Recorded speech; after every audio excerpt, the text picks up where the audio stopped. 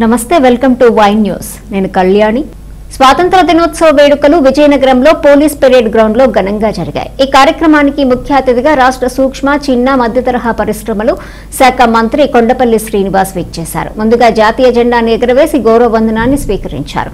అనంతరం మంత్రి కొండపల్లి శ్రీనివాసరావు జిల్లాలో జరిగిన అభివృద్ధి గురించి వివరించారు।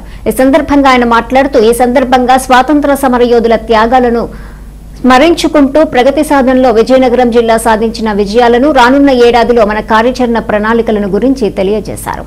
స్వాతంత్ర దినోత్సవ వేడుకలు చేసిన వారందరికీ హృదయపూర్వక నమస్కారం తెలియజేస్తున్నాను। భిన్నత్వంలో ఏకత్వం ప్రతీకగా అయిన సువిశాల భారతమని 78 వసంతాల స్వతంత్రాన్ని పూర్తి చేసుకొని 79వ వసంతంలోకి అడుగుపెడుతున్న ఈ శుభవేళ ఇక్కడ విచ్చేసిన ప్రజాప్రతినిధులకు, అధికారులకు, సామాజిక కార్యకర్తలకు, స్వతంత్ర సమరయోధులకు, కుటుంబ సభ్యులకు, మీడియా మిత్రులకు ప్రతి ఒక్కరికి కూడా స్వాతంత్ర దినోత్సవ శుభాకాంక్షలు తెలియజేస్తున్నాను। అఖండ భారతదేశపు నలుమూలల ప్రతి భారతీయుని గుండెల్లో మువ్వెన్నెల జెండా రకరకాల సొవ్వడి వినిపిస్తున్న వేళ మీ అందరి సమక్షంలో స్వాతంత్ర దినోత్సవ వేడుకల్లో భాగస్వామ్యం అయినందుకు ఎంతో సంతోషిస్తున్నాను।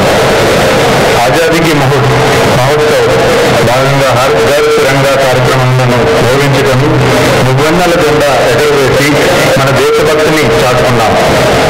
స్వాతంత్ర సాధన పరమావధిగా భావి తరాలకు స్వచ్ఛత, ప్రశాంతత జీవనం అందించడమే లక్ష్యంగా ముందుకు సాగి అహర్నిశలు శ్రమించి స్వాతంత్రం కోసం ప్రాణాలు సైతం అర్పించి త్యాగదనం నిండు మనసుతో నివాళులు అర్పిస్తున్నాం। పహల్గాం దాడి ద్వారా మన దేశ మహిళలు నుదుటి తుండూరం లేకుండా చేస్తామని ఉగ్రవాదులను వేటాడి పాకిస్తాన్లో ఉన్న ఉగ్ర స్థావరాలన్నింటినీ ఒకే రోజులోనే తుడిముట్టించి ఆపరేషన్ సింధూర్తో ఉగ్రవాదాన్ని తగిన గుణపాఠం చెప్పడం జరిగింది। ఈ సందర్భంగా మన దేశ మహిళలకు సత్తా ఏంటో యావత్ ప్రపంచానికి తెలియజెప్పి మన దేశం సైనికుల శక్తి సామర్థ్యం